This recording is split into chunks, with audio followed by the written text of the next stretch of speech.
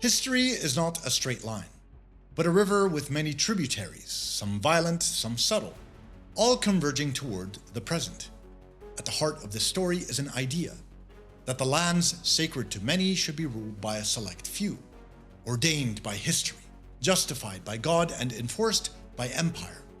When we think about Christian Zionism, especially as it exists today in powerful corridors of American politics, we're often told it is a modern theological movement.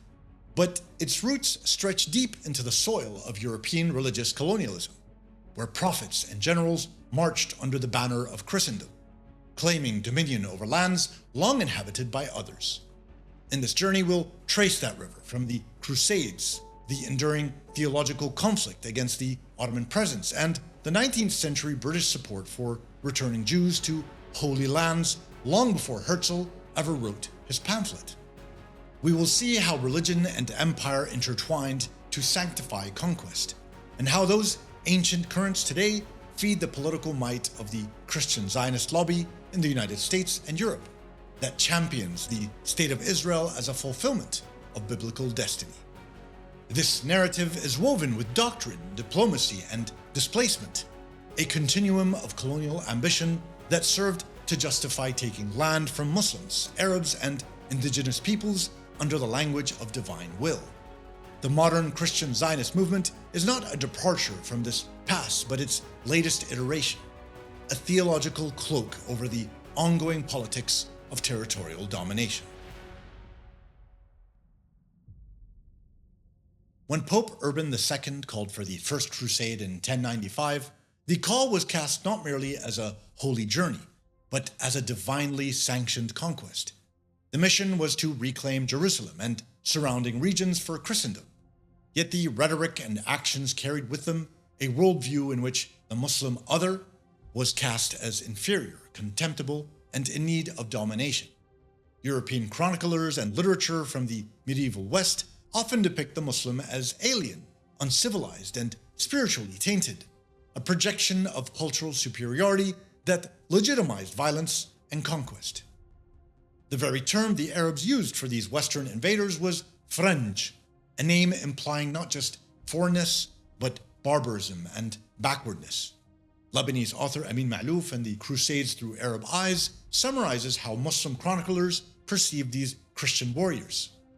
The Europeans were considered cruel, savage, ignorant, and culturally backward, lacking even the most basic social ethics of honor and dignity. From the Arab experience, these invaders defiled sacred spaces, imposed foreign social norms, and often committed atrocities that reverberated in the collective memory of the region. This brutality was not merely a byproduct of war. It was fueled by a theological narrative of righteous supremacy. Crusader propaganda glorified religious warfare and described the campaign as a sacred obligation against a people cast as unbelievers and impediments to Christian salvation. Furthermore, the chronicled reactions of Muslims underscore how deeply these ideas were felt. Medieval commentators describe the European Crusaders as threats not just militarily, but morally and spiritually. These perceptions of the Crusaders as abusive, sacrilegious, and contemptuous reflect a self-absorbed mindset in which the West regarded itself as superior, justified in taking land and challenging Muslim governance. This early pattern of sacred justification for territorial domination laid the groundwork for later theological doctrines that conflated godly mission with political supremacy. It seeded a narrative where one's faith, perceived primacy, could legitimize the subjugation and erasure of the local indigenous other, a pattern we'll see echo into the modern era. Growing up in Sunday school, I was taught from the Bible, those who bless Israel will be blessed, and those who curse Israel will be cursed. And from my perspective, I want to be on the blessing side of things. Centuries after the Crusades, a theological reinterpretation of biblical prophecy began to mingle with rising British imperial ambitions. This was not yet modern Zionism as we know it, but something that would become a vital precursor, a proto-Zionism, if you may. Christian Zionism in Victorian England. Early figures in this movement did not merely support charity or missionary activity in the Holy Land. They sought to actively facilitate the return of Jews to Palestine, believing it to be a religious imperative that would set the stage for Christ's second coming. One of the most influential figures here was Anthony Ashley Cooper, the 7th Earl of Shaftesbury, a prominent evangelical Anglican politician. Shaftesbury believed that the Jews must be encouraged to return to Palestine and become husbandmen of Judea and Galilee, in the context of fulfilling biblical promises, a worldview steeped in millenarian belief. His influential article in the Quarterly Review in 1839 articulated a sentiment that would echo through later Zionist discourse: a country without a nation for a nation without a country. This idea, imagining Palestine as empty, awaiting its rightful people, was more than a phrase. It was a colonial fantasy that helped justify British political and religious meddling. It aligned domestic theology with imperial policy. British evangelical networks lobbied for a consulate in Jerusalem in 1838, helped create religious institutions in the city, and nurtured a narrative that depicted the Holy Land as spiritually and culturally vacant, and thus ready for restoration. Other figures like Lawrence Oliphant took these ideas into strategic action, proposing detailed settlement schemes and engaging with Ottoman authorities, blending religious vision with geopolitical calculation. Anglican cleric William Heckler, a fervent Christian Zionist, became an early ally of Theodor Herzl, reinforcing the notion that Jewish return to the land was both prophetic fulfillment and a British political opportunity. This British proto-Christian Zionist phase illustrates how theology became a tool of empire. It reimagined Palestine not as a lived, diverse society, but as a stage for biblical fulfillment, a geopolitical chessboard where religious prophecy and imperial strategy intersected. The narrative of an empty land awaiting its rightful heirs laid the intellectual and ideological groundwork for the emergence of political Zionism. The first bill that I'm going to bring to this floor in just a little while will be in support of our dear friend Israel. Israel is a critical ally of ours, and I think most people understand the necessity of this funding. They're fighting for their very existence. They're the only stable democracy in the Middle East. I mean, of course, for those of us who are believers, it's a biblical admonition to stand with Israel. You know, there are lots of scripturally based biblical reasons to support Israel. Theodor Herzl did not step onto a neutral stage. He entered a world already choreographed by empire, where Britain and France were actively redrawing the map of the East, and where Christian Zionism had long prepared the moral language to justify it. Herzl's genius was not invention alone, but recognition. He saw that Christian colonial powers were already dreaming of Palestine, and that Zionism could be folded neatly into those dreams. By the late 19th century, Britain and France viewed the Ottoman Empire as a dying body. The question was not if its territories would be carved up, but by whom. Control of Palestine, sitting astride routes to India and the Suez, held immense strategic value. British policymakers increasingly imagined the Holy Land as a European-managed space, and Christian Zionism provided the theological varnish that made such control appear righteous rather than rapacious. Herzl understood this with unsettling clarity. In his diaries, he repeatedly framed Zionism as a colonial service rendered to Europe, writing, "We shall form a part of the rampart of Europe against Asia, an outpost of civilization as opposed to barbarism." This language was not accidental. It echoed precisely the vocabulary of European colonial ideology, which cast the Arab and Muslim East as backward, chaotic, and in need of Western management. Christian Zionism had already laid this groundwork. For decades, British evangelicals had portrayed Palestine as a land fallen into decay under Muslim rule, awaiting redemption through European stewardship and Jewish return. Historian Donald Lewis notes that Christian Zionists provided the conceptual and moral framework within which imperial policymakers could view Jewish restoration as both benevolent and strategic. Herzl leveraged this framework relentlessly. Through figures like William Heckler, he gained access to Protestant elites who already believed Jewish return was divinely ordained. Herzl did not challenge their theology. He weaponized it diplomatically. Christian Zionists became translators between Zionism an empire, presenting Herzl's project to British and European officials not as a disruptive nationalist movement, but as the fulfillment of Christian prophecy aligned with imperial interest. France, too, played its part. French Catholic and Protestant institutions had long operated schools, missions, and consulates in Palestine, treating it as a sphere of influence rather than a sovereign Arab land. French colonial thinking mirrored Britain's. The Levant was a space to be civilized, administered, and reordered. Zionism, reframed through Christian lenses, became one more instrument in that reordering, a settler project that could anchor European power while appearing morally elevated. Herzl was explicit about this colonial bargain. He assured European leaders that Zionism would solve Europe's Jewish question while advancing imperial stability abroad. As scholar Rashid Khalidi observes, Zionism was embraced by imperial powers precisely because it fit comfortably within existing colonial assumptions about the non-European world.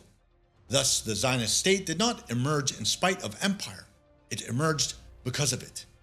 Christian Zionism softened the conscience.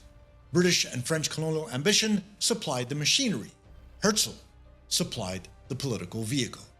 Together, they transformed Palestine from a lived Arab homeland into a colonial project, sanctified by scripture, enforced by mandate, and justified as civilizational progress. The creation of a Zionist state was therefore not merely the result of Jewish aspiration, but the culmination of a threefold alliance: Christian theology, European imperial ambition, and settler colonial logic, each reinforcing the other, each erasing the Arab presence a little bit more efficiently than the last. I really do appreciate you taking the time and watching the Kennedy Chronicles. Please do join our community by subscribing so that you don't miss out on any content regarding the Arab and Muslim history, identity, and modern condition.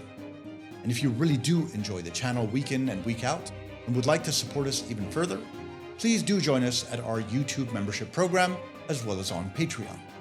Thanks again. Hello, I'm Pastor John Hagee, the founder and national chairman of Christians United for Israel, also known as CUFI.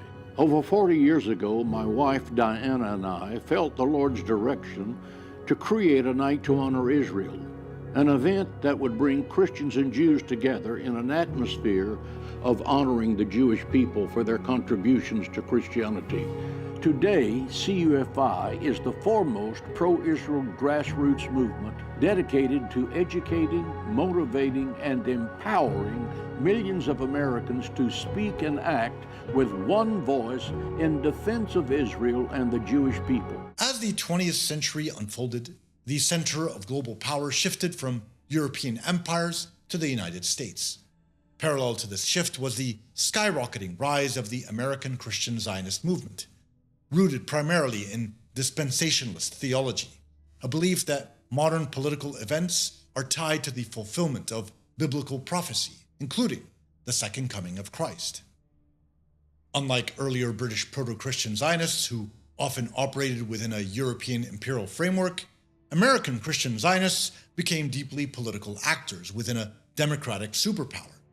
Organizations like Christians United for Israel now mobilize millions of evangelical supporters, defining their mission not just in theological terms, but as active support for Israeli policy, including territorial expansion and settlement.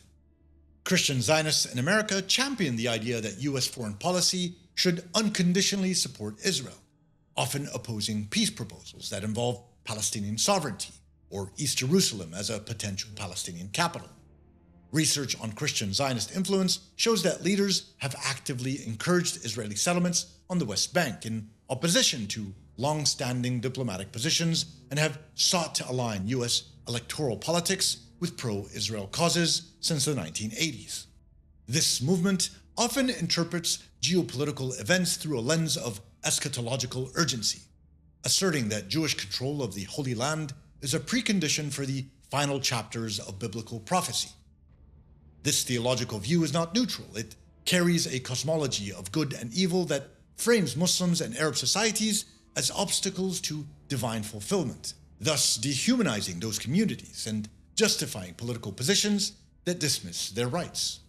American Christian Zionists also operate within a powerful political ecosystem that influences U.S. policy, from Congress to the White House, shaping military aid, diplomatic backing, and international advocacy for Israel's territorial claims. Christian Zionism, in this sense, does not merely support a foreign government, it reshapes U.S. foreign policies in ways that continue patterns of dominance and marginalization, rooted in centuries of theological and colonial narratives. God is dealing with America favorably, and that's what's right with America, because we have been, up to this hour, favorable towards and friendly towards the state of Israel. From medieval crusader ideology that painted the Muslim other as inferior to early 19th century Britain evangelicals who imagined vacant lands awaiting chosen heirs, to Herzl's political Zionism embedded in imperial mandate structures, and finally to the present age of American hegemony infused with prophetic politics, a thorough line emerges. It is a story of sacred entitlement woven into political power, legitimizing claims to land and authority at the expense of indigenous people.